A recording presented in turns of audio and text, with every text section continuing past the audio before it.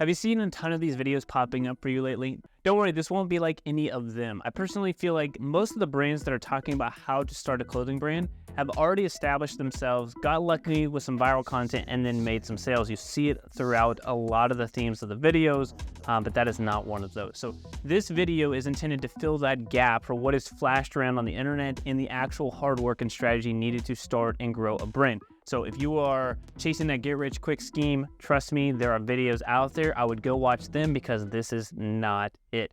This is a video for people like you who want to build something bigger than themselves, serve an industry, a community, or a group who want to build a business that lasts longer than a high school girlfriend. And if you're married to your high school sweetheart, I'm not talking about you. So let's go ahead and get into this. Number 4 is to define your brand. That's honestly where most people make the mistake by trying to serve everyone and reach as many people as possible. It sounds counterproductive, I understand that. If you are venture-backed or have a large amount of capital in your bank account, go ahead and skip ahead to this next section. But if you're like the majority of business owners who are self-funding, then you have to know that creating a micro-niche business is crucial to your success. There is so much noise in the world right now, and trying to be everything to everyone will nearly be impossible to break through.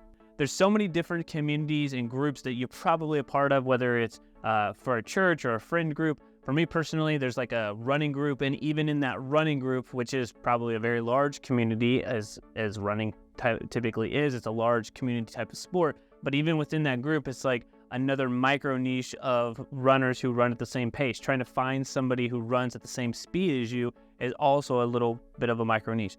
But my point here is you can find a community of people anywhere. And whenever you can do that, that means you can create an audience. And then there's a great book out there about 1,000 True Fans, which is really all that you need. If you have 1,000 people who are truly invested in you, they will tell their friends, who will tell their friends, who will actually help you to continue to build your business. And I promise you that no matter where you're at community-wise or the niche, if you think it's too small, it's probably not. There's not been one that I've ran into that is too small to reach. Whether your aspirational goals are to hit a 6-figure or 7-figure year, there are no brands or businesses that we've ever spoken to who have focused on something that was too niche that they couldn't expand their business to grow to that level. So when you're defining your brand, you must also consider that unique selling point. This is a big piece here. What is your advantage in the marketplace that others do not have? Is it the best quality material? Are you locally sourced? Do you have a celebrity cousin who endorses you? Like, what is your unique selling point? Is it just like literally you have somebody who's able to put their face on the brand? Like that's unique. You could use that, but find something that makes you unique about your brand, your product than anybody else. My suggestion is to get a piece of paper out, set a timer for like 20 minutes, and you literally just write what you believe makes your brand unique. You may or may not find something that is the answer here, but you are able to get at least all of those ideas out of your head. And after you define your brand, you need a strategy to make sure that everything can be implemented. Number 3 is to create a business plan. Before you think that this has to do something like you have to do something crazy in depth, I will tell you that it does not. You could literally write it on a napkin and that would suffice. It's like, I won't be able to spend a full evening with my spouse, so I better not do it at all. Or I can't make the full workout, so I will just skip it. Creating a business plan gets the clutter outside of your head and onto the table. And when you free your mind of that clutter, it allows you to level up. It's just literally writing it all down. Like I said, you can use a Google Doc. I like to physically write it out by hand. I think that will be more helpful for you, and then you can transfer it somewhere else. But it gets it out of your head, and you can actually start to create a plan. All right, so when creating your business plan, have this as an outline. I think this will be helpful for you. So who is your target market and who are your competitors? Don't worry, you already know who the target market is because we literally just addressed that. The next thing to figure out is what are your COGS? So what are your costs of goods and how much profit will you make after everything? What is your revenue goal and how do you work backwards to that? How many sales do you need per month, per week, per day? And what's your plan for implementation? And most importantly, what is that timeline? When is the day that you're going to start? And then when is the day that you're trying to hit your goal? I always try to look at this as like, especially as you're starting out, like a 90-day window. So what am I going to do in the next 90 days? It gives you a very straightforward answer instead of looking at it as a 12-month period, which is sometimes too long and it's hard to kind of fixate on a goal. So look at it as like a 90-day window from when you start, and then here's when I want to hit my first like milestone goal. All right, so remember, be thorough. But you'll never be 100% ready to do this. Jump at the 80%. You'll save a ton of time and money by keeping costs low which is what I'm going to be talking about next. And remember, when you take this leap, it's not going to be perfect, which is, like I said, you'll never be at that 100% ready, 100% able to make this happen. But I do want you to keep your costs low, which is number 2, to use print on demand. And if you've watched any of other videos, you know that I'm not a big fan of the print on demand. We're going to talk about this and how to implement it now and then transition out. But you got to start there, because I think that using print on demand, if it makes sense for you, I would love for you to manufacture in-house, right? Or find your own spot that you trust to do the work. But the costs are so much higher to doing this. And remember, your goal is to start and to make money. As you grow and scale, you can watch our other content on the 5 areas to scale this profitably. But right now, your best bet is to keep your risk lower and invest in other areas. Now, you may have, and depending on when you're watching this video or how you're watching this video, maybe you've already started a few things. If you've already implemented some of these things and you're looking for the details or specifics on those 5 areas I just mentioned, there is a link in the description down below for that free training, and it walks you through it. It's like 19-20 minutes long. That would be like your next step, so I'd suggest you to go check out that video if you're to that point. The next thing, though, is to choose a reliable provider. So the print-on-demand world has a lot of options. This doesn't always mean the biggest brands. I would look at specifics for your brand and find out which works best for you and your business, and then choose 3 to interview and research those.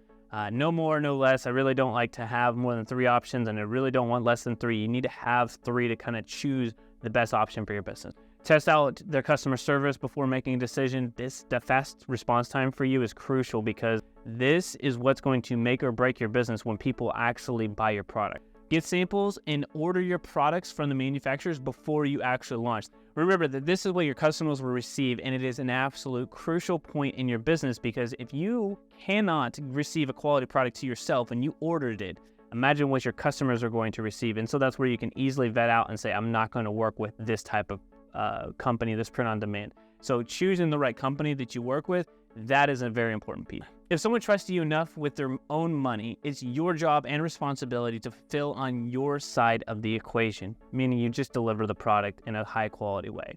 Now, you're 70% of the way through the outline of starting this brand, and it's time to actually drive traffic. All these things that I've mentioned are important, and they do need to be implemented, but without traffic, nothing else really makes sense. So number 1 is to leverage social media marketing, social media as a whole here. So if you're just starting out, I'm going to assume you're starting with little or no available funds for advertising, and that's okay. And if you do have funds for this, awesome. Even more so, this will still work for you as well.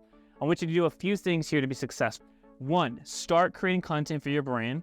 At this early stage, find brands or other companies that are very similar to you, or even from a different industry. Find what resonates with you about each brand and literally steal like an artist with their content. What I mean by that is, don't mimic it or like rip it off completely, but you can use it as very close inspiration to put your own twist on it. This will give you the consistency and the ability to start to see the results that you need for your brand. Then, as you're starting to do that, I think at the same time or simultaneously, I want you to pick a platform to dominate and then redistribute that content. So if your audience is on Instagram, be there and then redistribute that short form content like Reels on YouTube, Facebook Reels, TikTok, and anywhere else relevant for that short form content. I would love for you to be posting 2 to 3 times per day. Remember, you've got to be doing this because you're trying to build an actual audience. And then I want you to do, for example, like Instagram, if you chose Instagram, 2 to 7 stories per day. That's kind of like the best practices at this moment. Spend 1 hour engaging after each post, engagement on other brands who are in your target audience first, and then your own brand when you actually start to build an audience. I understand that you can't engage on your own content if nobody actually comments or engages with you, which is why you have to go find your target audience and where they're spending time and then go and have meaningful conversations, not just say, cool, or that's a great post. You actually have to get into a threaded conversation with them, and that will really help you stand out. Now, once you have some winners, I say winners, and what I mean by winners are ones that actually stand out. So if your average views are 300 or 400 and you get one that hits 1,000, that would be a winner. Anything that's outside of the norm for you as far as your like standard view count, put money behind them. You can boost them if you really need to. It's just literally hitting the boost button. That's an option. But I would really recommend building a campaign from scratch that you can run long term and pop in all of your winning ads. Because my goal is that if you're running 2 or 3 a day, that's 20 something a week, you should have 2 to 3 winners. And by the end of the month, you got 12 winners that are running ads behind. I'm sure you've turned some of them off, some of them are on, doesn't matter. But the point is you have several winning ads and it's really difficult to keep track of them if you just continue to boost those posts. Now look, this isn't sexy and I know it. It is like a lot of work. But if you've gotten this far into the video, I hope you know that I'm trying to be transparent, like as much as possible. Running a business is really freaking hard, but it is worth it. Do not compare it. And I'm hopefully mentioned this throughout a lot of other pieces of the content, but do not compare yourselves to anyone else. We talk about this a lot in our weekly Q&As with our program members, and they constantly are comparing themselves to other brands who have 8+ years in experience more than them, and they're trying to think that they can have the same types of numbers as they do. It's never apples to apples comparison. So work hard in the silence and let your results do the talking. Don't worry about comparing yourself. You should be so focused on your own stuff that you should not be looking at the outside perspective. I'm gonna do a video in the future that is more vlog-like, showing you behind the scenes of some brands. Maybe we could do go and meet and greet and actually talk and actually show numbers.